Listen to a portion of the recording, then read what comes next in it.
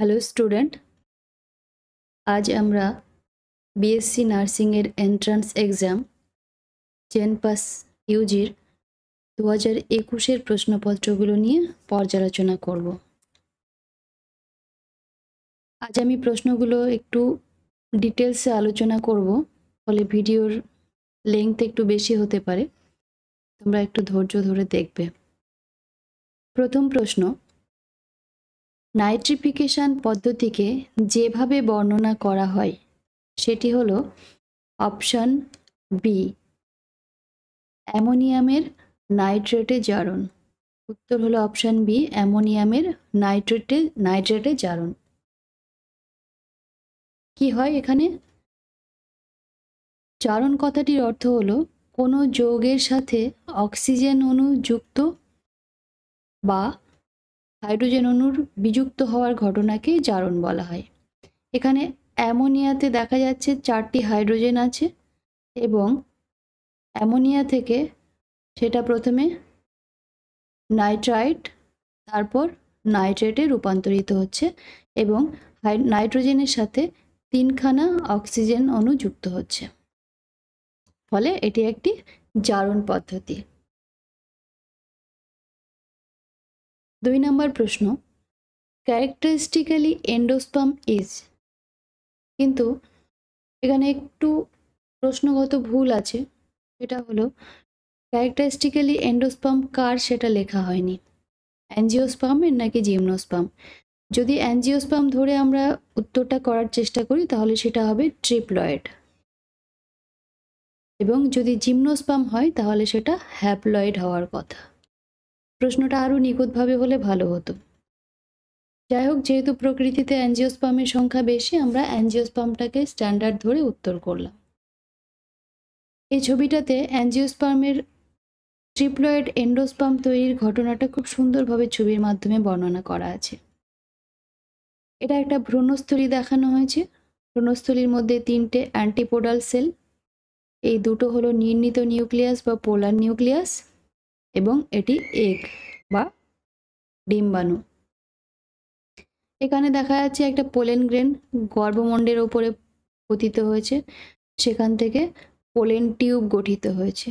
Pollen টিউবের মধ্য দিয়ে 2খানা মেল নিউক্লিয়াস ভ্রূণস্থলীর মধ্যে প্রবেশ করেছে। 2খানা মেল নিউক্লিয়াসের মধ্যে একটা এগের সাথে মিলিত হয়ে ভ্রূণ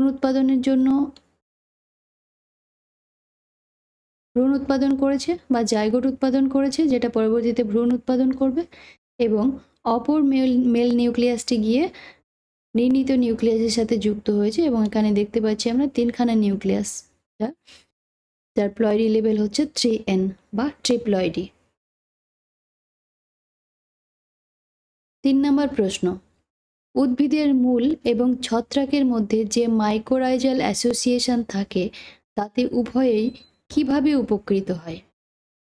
উত্তর হলো অপশন সি, ছত্রাক উদ্ভিদ থেকে সুগার পায় এবং উদ্ভিদ ছত্রাক থেকে মিনারেল নিউট্রিয়েন্ট পায়। অর্থাৎ এই ছবিটা একটু ভালো করে দেখে নিই। এটা একটা মূল, উদ্ভিদের মূল দেখানো হয়েছে, এবং উদ্ভিদের কর্টেক্সের মধ্যে ফাঙ্গাসের হাইফিগুলো সহাবস্থান করছে।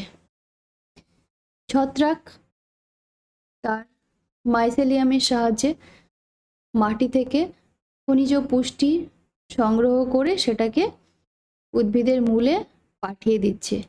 অন্যদিকে বিনিময়ে সে উদ্ভিদের মূল থেকে কি পাচ্ছে? সুগার বা গ্লুকোজ।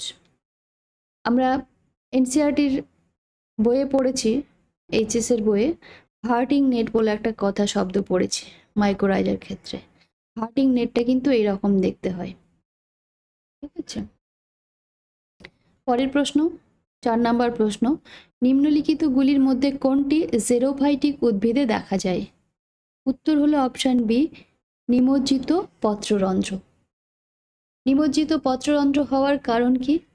কারণ হলো মরুভূমির অত্যন্ত শুষ্ক আবহাওয়া এবং মাটিতে জলের অভাবের কারণে মরুভূমির উদ্ভিদরা চেষ্টা করে তাদের স্টোমাটা থেকে বা পত্ররন্ধ্র দিয়ে যাতে জল সহজে বাষ্পীভূত না হয়ে যায়, অর্থাৎ বাষ্পমোচন রোধ করার জন্য স্টোমাটা এখানে পত্ররন্ধ্র নিমজ্জিত অবস্থায় থাকে। এবারে তোমরা বলতে পারো তাহলে পত্ররন্ধ্র থাকার কি দরকার যদি বাষ্পমোচন হয়ে যায়? পত্ররন্ধ্র থাকার প্রয়োজন হচ্ছে বাষ্প সালোক সংশ্লেষের জন্য প্রয়োজনীয় কার্বন ডাইঅক্সাইডটা কিন্তু পত্ররন্ধ্রের মধ্য দিয়ে নিতে হবে। 5 নম্বর প্রশ্ন, দুটি বাস্তুতন্ত্রের সন্ধিস্থান বা ওভারল্যাপিংকে বলা হয়। উত্তর অপশন সি, ইকোটোন। এটি একটি বাস্তুতন্ত্র দেখছি, একটি জলজ বাস্তুতন্ত্র এবং একটি স্থলজ বাস্তুতন্ত্র। এই দুটি বাস্তুতন্ত্রের যে সন্ধিস্থল, সেই সন্ধিস্থলটাকে বলা হয় ইকোটোন। এবং এই ইকোটোনের একটি মজার বৈশিষ্ট্য হলো তার পার্শ্ববর্তী যে দুটি এলাকা আছে সেই দুটি বাস্তুতন্ত্রের যে জীববৈচিত্র্যের যে আধিক্য, তার তুলনায় ইকোটোনে জীববৈচিত্র্যের আধিক্য বেশি থাকে। 6 নম্বর প্রশ্ন, ইউক্যারিওটিক কোষের লিপিড সংশ্লেষের প্রধান স্থান হলো এন্ডোপ্লাজমীয় রেটিকিউলাম। অপশন সি, এন্ডোপ্লাজমীয় রেটিকিউলাম। এটা অবশ্যই স্মুথ এসইআর। স্মুথ এসইআর হচ্ছে এর উত্তর, যেখানে লিপিড সংশ্লেষ হয়। আর রাফ এন্ডোপ্লাজমিক রেটিকুলামে তৈরি হয় প্রোটিন। 7 নম্বর প্রশ্ন, নিম্নলিখিতগুলির মধ্যে থেকে সঠিক খাদ্য শৃঙ্খলটি নির্বাচন করো। উত্তর হলো option C, phytoplankton. Phytoplankton, zooplankton এবং মাছ দেখেই বুঝতে পারছি এটা একটি জলজ বাস্তুতন্ত্রের কথা বলা হয়েছে। ফাইটোপ্ল্যাঙ্কটন বা আণুবীক্ষণিক উদ্ভিদগুলো জলের উপরিস্থলে অবস্থান করছে এবং সূর্যালোকের সাহায্যে ফটোসিনথেসিস প্রক্রিয়াটা সম্পন্ন করছে, যার ফলে এবং এই ফাইটোপ্ল্যাঙ্কটনকে খাদ্য হিসেবে ভক্ষণ করছে জুপ্ল্যাঙ্কটন সমূহ, এবং এই জুপ্ল্যাঙ্কটনগুলোকে পরবর্তীকালে খাদ্য হিসেবে ব্যবহার করছে মাছেরা। জুপ্ল্যাঙ্কটনকে ছোট মাছেরা খাদ্য হিসেবে গ্রহণ করে এবং ছোট মাছগুলোকে বড় মাছেরা খাদ্য হিসেবে গ্রহণ করে। পরবর্তী প্রশ্ন, 8 নম্বর প্রশ্ন, নিচের কোনটি পতঙ্গের বৈশিষ্ট্য নয়? উত্তর হলো অপশন সি, দুজোড়া সুর। বাকি তিনটেই কিন্তু পতঙ্গের বৈশিষ্ট্য।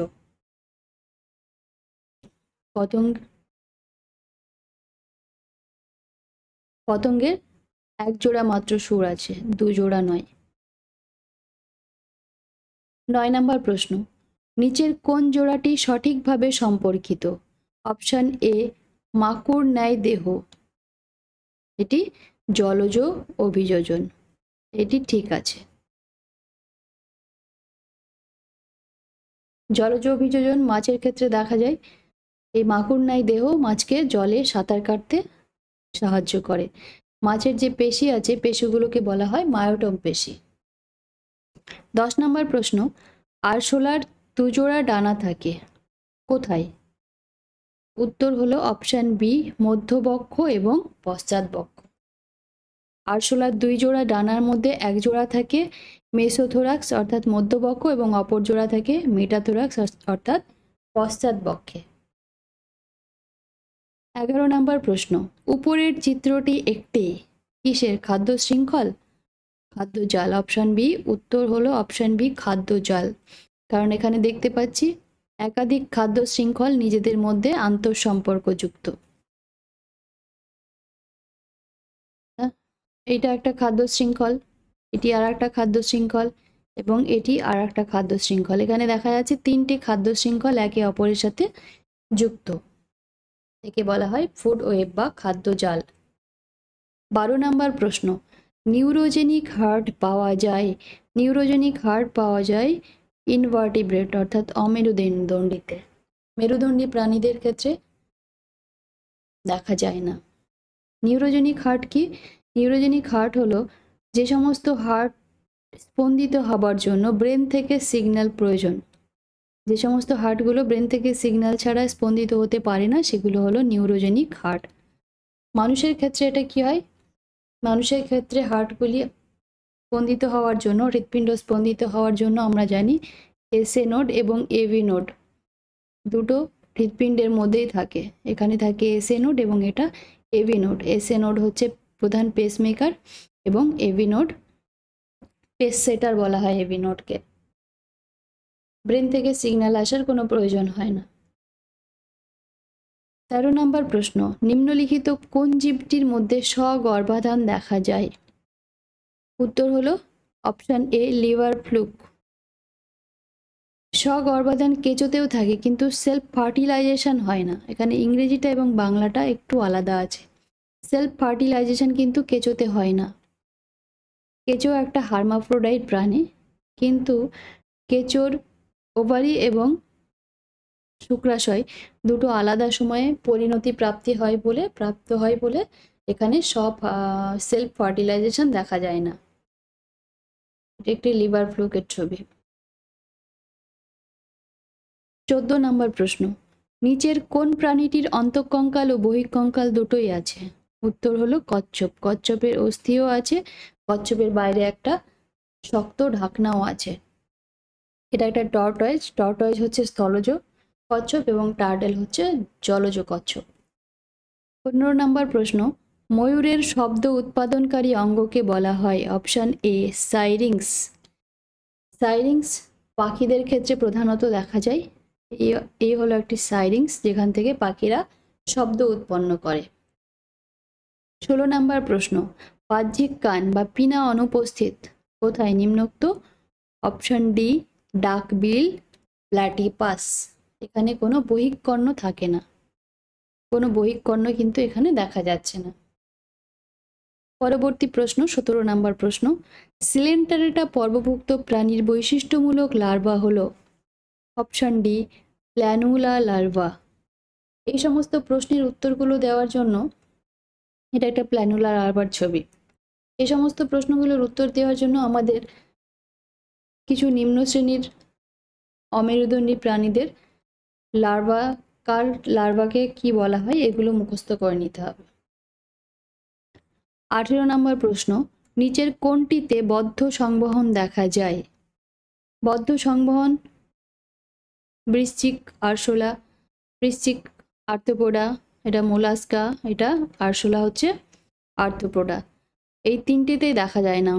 অমেরুদণ্ডীর মধ্যে কেবলমাত্র অ্যানিলিডাতে বদ্ধ সংবহন দেখা যায় এবং বাকি দেখা যায় মেরুদণ্ডী প্রাণীদের মধ্যে। সুতরাং উত্তর হবে মাছ। মাছেদের রক্ত সংবহন আর্টারি এবং ভেনের সাহায্যে হয়। 19 নম্বর প্রশ্ন, আরশোলার শ্বাসছিদ্রের সংখ্যা কত? উত্তর হলো অপশন বি 10 জোড়া। এই আরশোলার শ্বাসছিদ্রকে বলা হয় স্পাইরাকেল। স্পাইরাকেলের সংখ্যা হলো এইদিকে 10টা এবং এইদিকে 10টা, মোট 10 জোড়া। 20 নম্বর প্রশ্ন, আর্থ্রোপোডের দেহগহ্বরটি হলো? Option B haemocoel.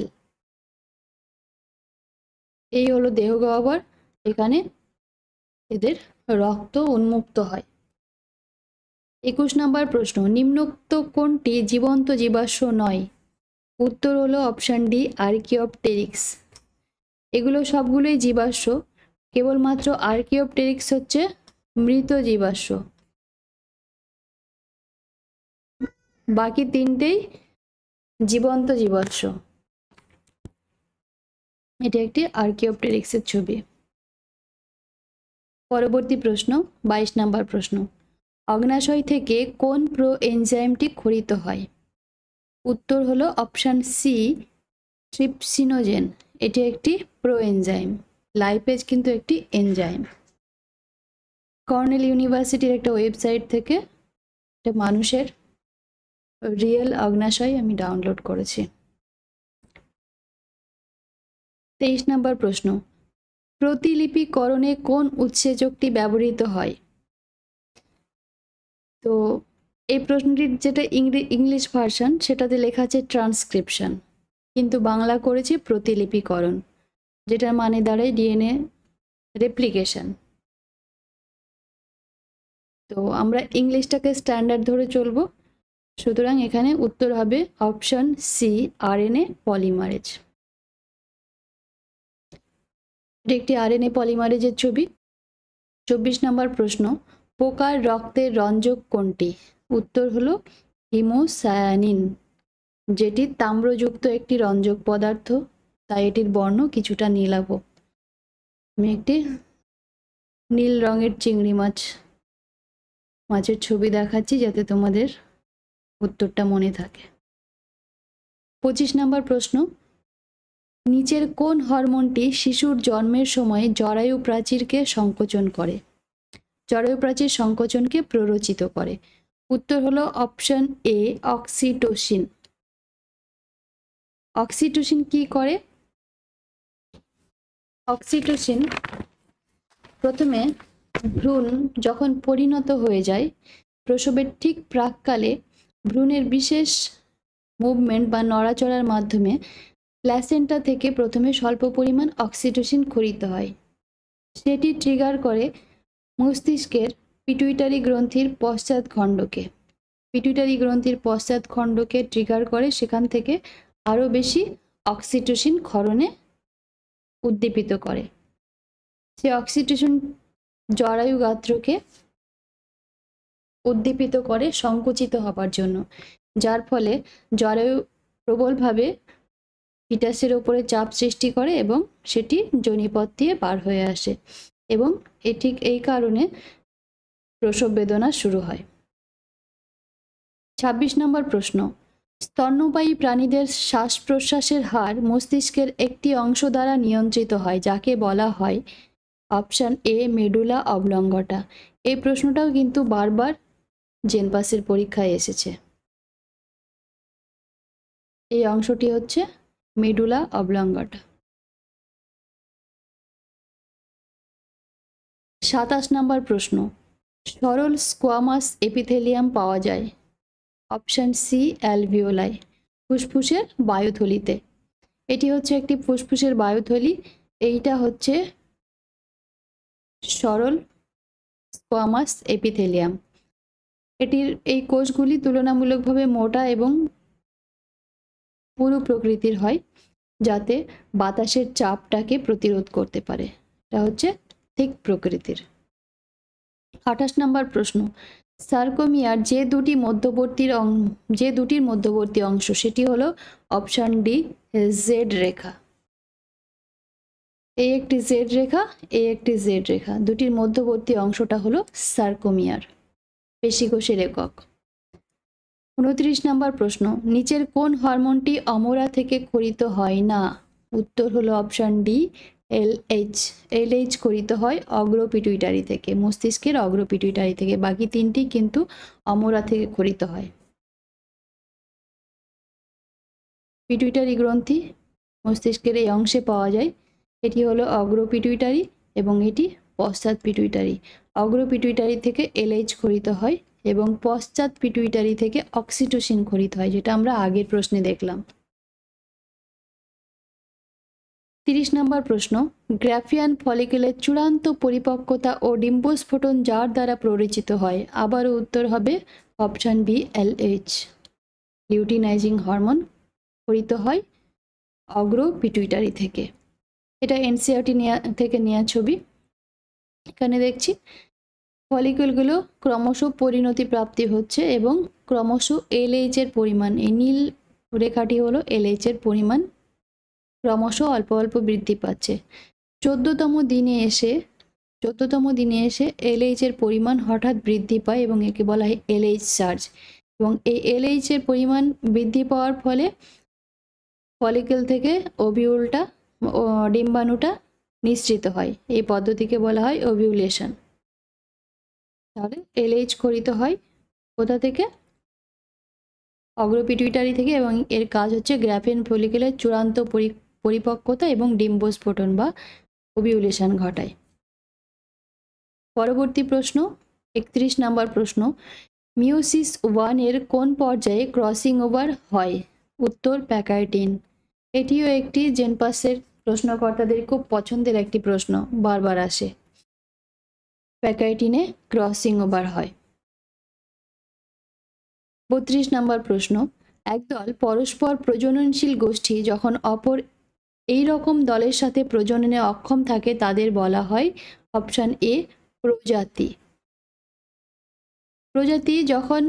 প্রজাতিগুলি একই রকম, বাহ্যিকভাবে দেখতে একই রকম হতেও পারে, কিন্তু তারা দীর্ঘদিন ভিন্ন ভিন্ন ভিন্ন স্থানে অবস্থানের কারণে তাদের জেনেটিক কিছু পরিবর্তন দেখা যায় এবং তার ফলে তারা আন্তঃপ্রজননশীল হয় না, অর্থাৎ প্রজননে সক্ষম হয় না, বা প্রজননে সক্ষম হলেও উর্বর অপত্য উৎপন্ন হয় না, ফলে দুটি নতুন প্রজাতির সৃষ্টি হয়।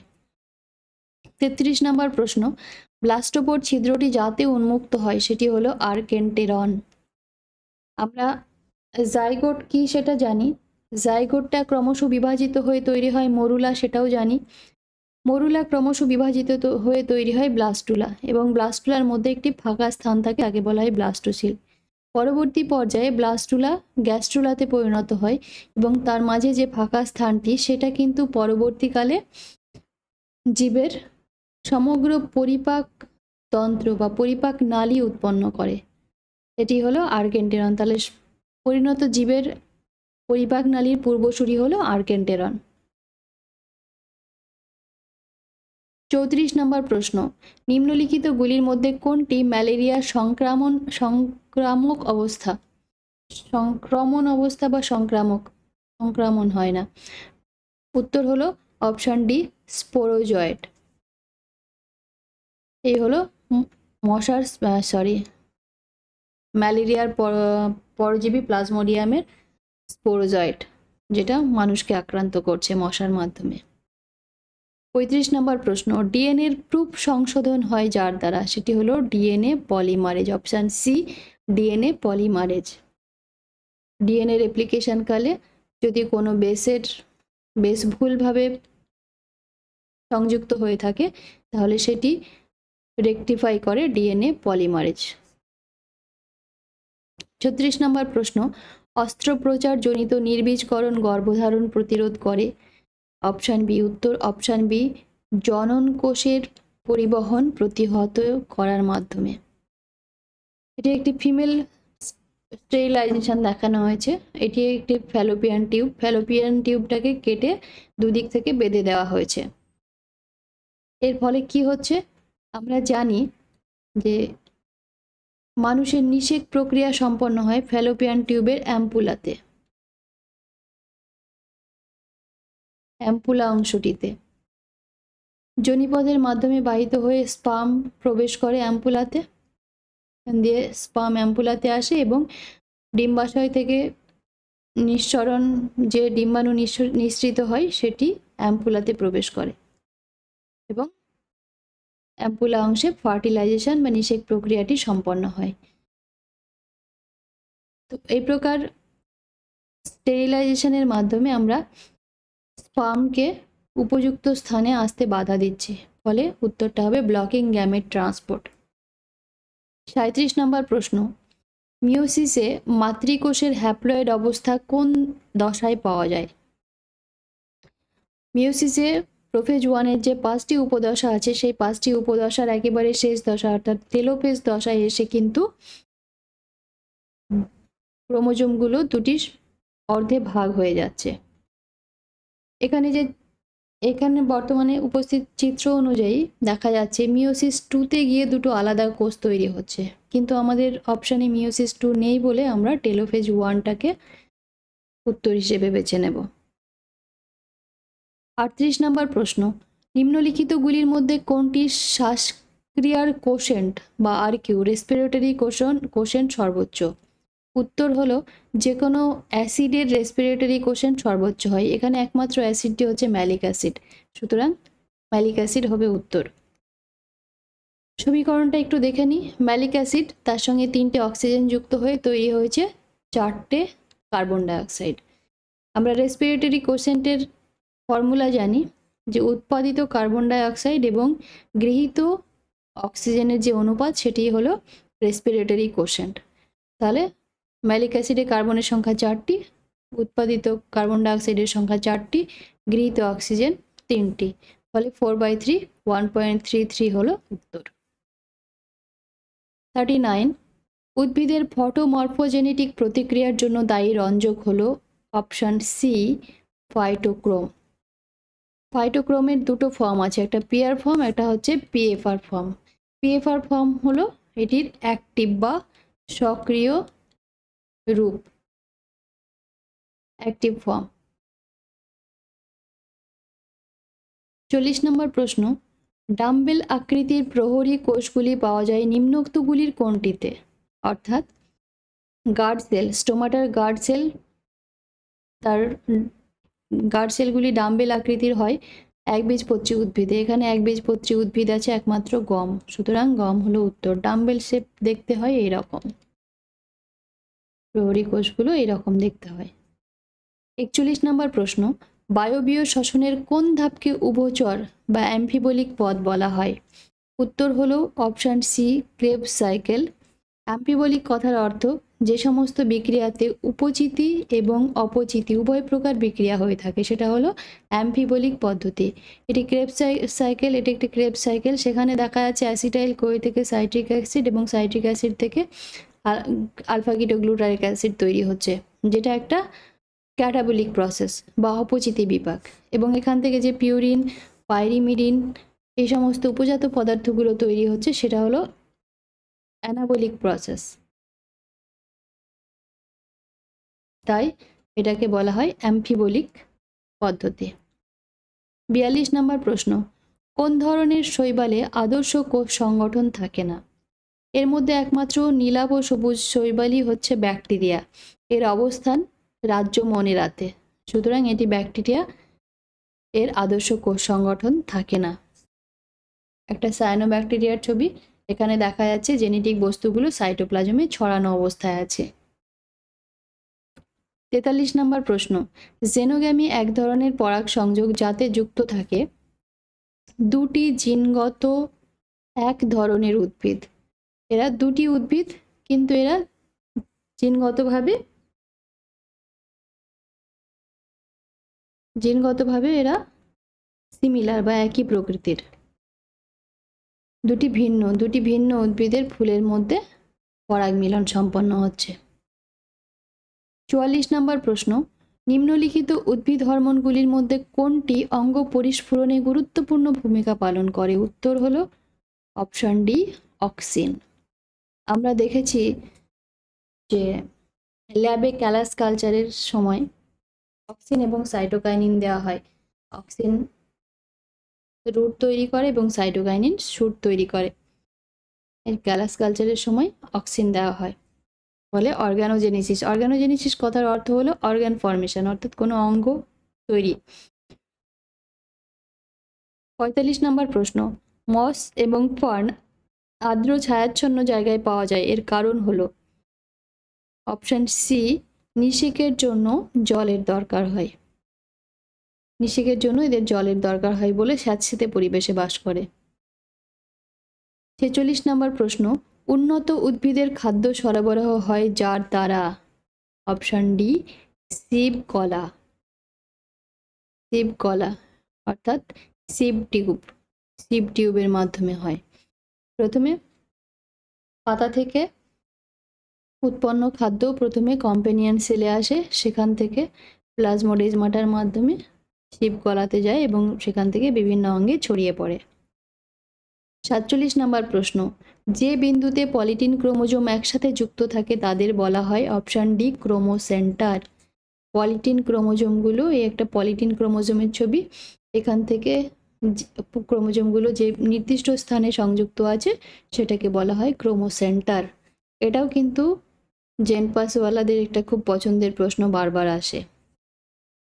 48 নম্বর প্রশ্ন, নিম্নলিখিতগুলির মধ্যে কোনটিতে সাইমোজ পুষ্পবিন্যাস দেখা যায়? এটি হচ্ছে সোলানিসি গোত্রে পাওয়া যায়, সুতরাং উত্তর হবে অপশন সি, সোলানাম। সাইমোজ প্রকৃতির ফ্লাওয়ার কীরকম দেখতে হয়? সবচাইতে পুরনো যে ফ্লাওয়ারটা সেটি সবচাইতে উপরে হয় এবং তার নিচে নতুন ফুলগুলো জন্মায়। কিন্তু রেসিমোজের ক্ষেত্রে ঠিক উল্টো, সবচাইতে পুরাতন ফ্লাওয়ারটা নিচে হয় এবং সবচাইতে নতুন ফ্লাওয়ারটা টপের দিকে হয়। 49 নম্বর প্রশ্ন, নিম্নলিখিতগুলির মধ্যে কোনটিতে যৌন জনন হয় না? Option B, নস্টক। নস্টকে অঙ্গজ জনন। কোনো কারণে এই দেহটা ফিলামেন্টটা ভেঙে গিয়ে দুটো নতুন জীব উৎপন্ন করে, নতুন অপত্য উৎপন্ন করে, অথবা এই হেটেরোসিসটা উপযুক্ত অনুকূল পরিবেশে নতুন নষ্টক তৈরি করে, নতুন অপত্য তৈরি করে। শেষ এবং 50 নম্বর প্রশ্ন, দ্য আই অফ পটেটো, আলুর চোখ হলো একটি অক্ষীয় মুকুল অর্থাৎ অ্যাক্সিলারি বার্ড। এটি হলো আলুর অ্যাক্সিলারি বার্ড।